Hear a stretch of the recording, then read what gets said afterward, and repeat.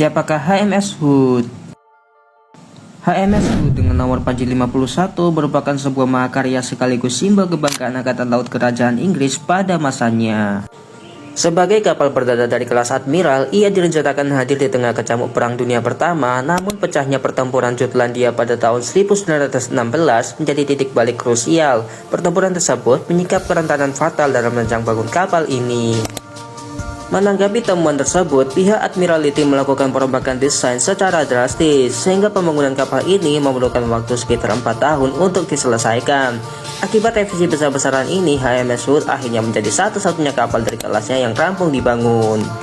Pihak Angkatan Laut Inggris memutuskan untuk menghentikan proyek sisa kapal di kelas tersebut dan memilih untuk fokus pada pengembangan konsep desain yang benar-benar baru yang nantinya dikenal sebagai kelas G3 proyek yang pada akhirnya tidak pernah terwujud. Meski zaman terus berganti dan teknologi kapal perang kian berkembang, HMS Hood tetap memegang teguh supremasi sebagai kapal perang terbesar di dunia selama 2 dekade pasca penugasannya.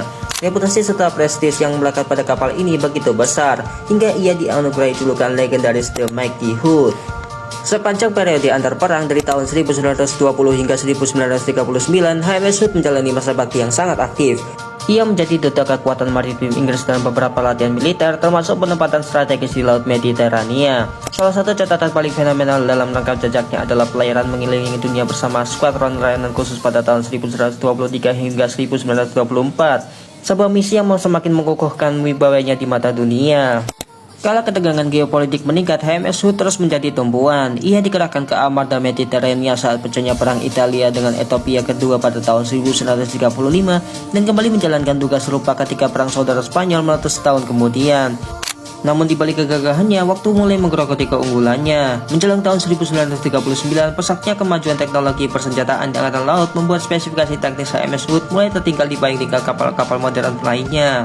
Pihak Admiralty sebenarnya telah menyusun rencana matang untuk melakukan modernisasi menyeluruh terhadap HMS Hood pada tahun 1941 guna menutup celah kelemahannya. Namun takdir berkata lain. Pecahnya Perang Dunia Kedua pada September pada tahun 1939 memaksa rencana tersebut dibatalkan.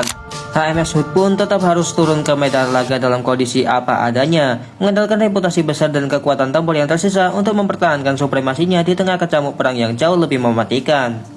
Memasuki babak akhir dari riwayat hidupnya, HMS Hood terjun langsung ke dalam palagan Perang Dunia Kedua.